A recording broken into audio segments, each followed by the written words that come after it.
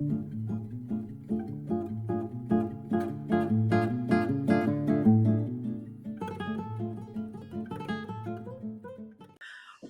minutes with Sean, maybe 10 today, all about how do you sell? I think it's something that I don't talk enough about on this show as someone who has grown up as a lifelong salesperson and now, entrepreneur slash salesperson to some regard. And we'll get into some of that here in a second. But it's an interesting approach, sales. There are obviously plenty of different ways to sell something. My approach from the very beginning has been rapport building, has been people. I've always said I never sold cars. I help people find the vehicle they were looking for. And I did that by listening. I did that by asking questions. I did that by not leading with product knowledge. I've dropped this stat before on the show. The great George Zimmer, founder of the Men's Wearhouse many, many, many years ago. I was fortunate to work with him and hear a quote from him, which was basically that 80% of your customers care about 20% of your knowledge, and 20% of your customers care about 80% of your knowledge. And what I got from that was listen to people and don't push your agenda while trying to sell something on them. And it stuck with me my whole life. And this was I would have learned this or heard this when I was like probably 17, 18 years old. And so it really, really stuck with me. And it was something that carried me throughout my men's clothing business sales. But that was different, man. Like we were trained. It was an environment. It was a deal. Like if you were in a Men's Wearhouse in like the late 90s, early 2000s, man, it was structured.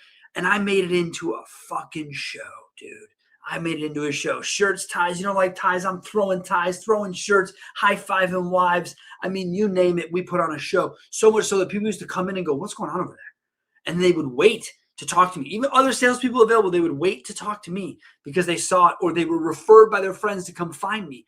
And so because I realized very early on that if I could get people to refer other friends for $100 shirts and $300 suits, that if I started to go up in life, from selling suits to something else, that would probably apply. So when a family friend, late 90s, approached me and said, hey, how much you making selling suits? I told him, hey, I'm a senior in high school. I'll make 50 grand this year. He's like, cool. Well, how do you want to, what do you want to make your first year out of high school? I'm like, well, 60, 70 would be great. He's like, how about 100? How about 100? How are we going to do that? Sell cars. Sell cars. No way. Car sales is not for me. Why not? What isn't it? Well, it's grimy. My buddy took offense to this. This guy who worked really, really hard, as a friend of my mom's forever, and really, really good dude, finance manager, and he forever. And he was like, dude, that's not fair. Don't do that. He's like, there's a lot of shitty people in the industry, but the industry itself isn't shitty. Okay, all right. So he told me to take a spin. So I did. I went for it. Took a risk. Jumped off the proverbial boat and into the waters. And it was wild. It was wild. First selling Chicago car business, very aggressive. If you waited back too long, you'd probably get your ass kicked for it. Do you know what I mean? Like by that, I mean, you wouldn't get the leads, you wouldn't get the ups, you wouldn't get the opportunities. So I had to balance being aggressive and ego as a salesperson really wasn't a problem of mine. As a young kid, it wasn't really a problem of mine. My ego is healthy enough. I think that the issue became making sure that I could not have it battered and bruised by getting my ass kicked daily by salespeople who were older, smarter, wiser than me, more willing to do things I wasn't. And so I remember really early on always kind of arguing with the desk because the desk wanted me to go back, and just hammer it. And meanwhile, I was like, look, I've already talked to these people. I was able to get people to give me the most crucial piece of information on earth. And that was budget. And I did it by positioning the budget discussion as something about a time-saving mechanism for themselves. We're talking 99 here, folks, where I had already realized selling a car did not need to take 4 fucking hours. Could be done in 15 minutes if people would just answer the question of budget. Desk would give budget of question, and vehicle of choice would fit budget. If not, a vehicle that fit budget would be given as choice. That was really combative in the late 90s in Chicago. Very competitive. People hated me. I got Low Grow Sean. I got all these nicknames of, the mini kid and all these other things. Fine, whatever, doesn't matter. The point was that I was in the unit business because every unit I put on the ground, my thought was it would come with 2 to 3 referrals. So if I could put 15 on the ground in my first month, I should have a bucket starting to fill up 10, 15, 20 referrals. And if we could do that every month, within 6 months, we should be living off the referral business, right? Right. Absolutely fucking right. Okay. So I used to be on this humongous lot. It was acres and acres, and it would take, people on golf carts to go to certain corners of it. But there was this little used truck van, company business trike, like the fleet type shit, right? And I remember thinking, what if I could land a business guy? I'm gonna just go camp out here. So I'm not gonna take anything so people know where I am. I'm gonna go tell my boss, hey boss, between me and you, I'm trying something different. I'm gonna be sitting out in the corner a lot. I'm gonna wait for an hour. Because I figured, what if someone came? Well, someone did come. This guy came in, and it was exactly what I want. It was a guy with a business looking for multiple vehicles. Yeah, I spent 4 hours out in the sun doing basically almost fucking nothing until I wasn't, right? Until I was busy. I started to make this relationship. So we go inside. He's kind of stoked. I'm kind of stoked. He doesn't feel like he's being sold. I don't feel like I'm selling. All of a sudden, the desk gets involved. Customer gets squirrely, and he fucking leaves. And now I'm pissed. I'm literally pissed. I go to my desk. What the fuck is wrong with you guys? What did you do blowing him out? Well, man, he's trying to get deals on 4 vehicles. We're trying to work at a deal at a time. And I'm just pulling my fucking hair out thinking, how can we be so stupid as to not just make the deals? This dude owned a construction business that he was growing. This was one of many that were about to transpire, and we fucked it up. So I gave it about 2 hours. I called him back. I said, look, man, I don't know what happened. I know you talked to my managers. I know they got squirrely. I know you left. But here's the thing. Me and you got the rapport. Me and you can make the deal. Let's make the deal. What do you need to do? Sean, I need these trucks at this price. This was a phone order, people. The phone order in 1999. Well, let's be fair. This is 2000 probably. This would have been 2000 by then. 2000, taking a phone order on 3 vehicles that ended up being, not 4. 3 vehicles that ended up being negotiated down. He wasn't unreasonable. He didn't at this time know a fucking thing about invoice. So we weren't there. And it was a deal. It was a healthy deal.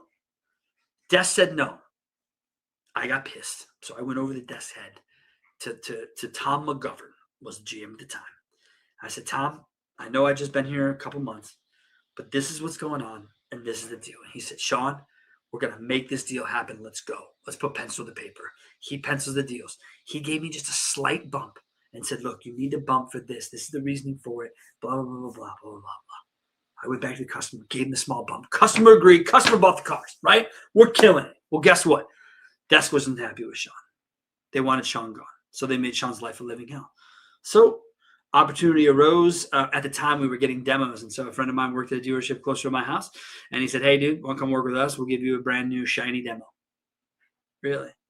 Brand new Trailblazer, 2000 Trailblazer, forest green tan interior, LTZ. This thing was fucking loaded, man. I was living in my parents' basement, right? I was like, dude, I'm in. It's like a 30K car. I'm in. I'm out of here. Let's go. Let's go. Go over there, meet some great people. Some people I still know to this day. Justin Delgado, looking at you, buddy.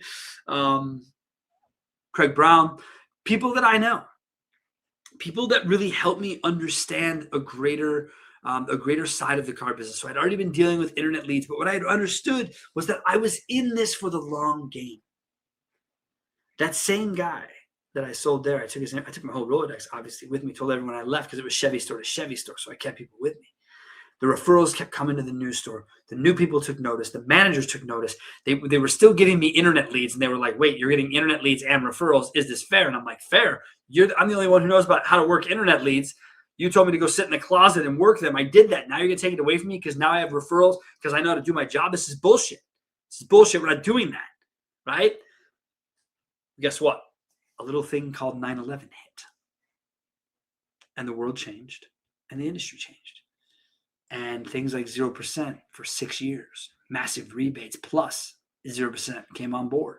The industry sort of took off. Those who were living in COVID, after things settled and you were just selling cars at sticker, these were similar moments. It's a similar time and place. Got through 9/11, made an absolute killing. I was making $1,000 a Saturday in cash spiffs. I was making $3,000 a week selling cars. It was fucking insane. It was insane. I was 20 years old. It was nuts. It was nuts. I ended up leaving the business after that, getting back into the men's clothing business because I was approached by the company to be basically the youngest general manager in company history. And so it resonated with me. It went to that, and I went back to it. But what I learned from selling cars in Chicago was that the long game can pay. So if you want to be aggressive, if you want to be someone who tells me that if I don't make the deal today, come the first of the next month, the deal's not the same, have at it. That shit ain't got a long shelf life as far as I'm concerned. I build rapport. I don't look to sell people the first, third, fifth time I meet them. It's not what I'm in it for. If people ask me for help and education, I give it to them. Sooner or later, they'll stop and go, fuck, can this guy help me? The answer, yes. It's how we've grown car business for 13 years. Car Biz Done Better would not be where it is if it wasn't for patience and the long game. So as you go out and sell anything here, whether it's cars to end the month, houses to sell, widgets otherwise, think about how you sell and think about today's world of what needs to be done. I get deadlines. I get, goals and what has to be done and all that stuff. I get it. Numbers have to be hit. I get it. If you play the long game and you play it right, I think it pays off. By the end of my car career, I was living on referrals, not fresh ups.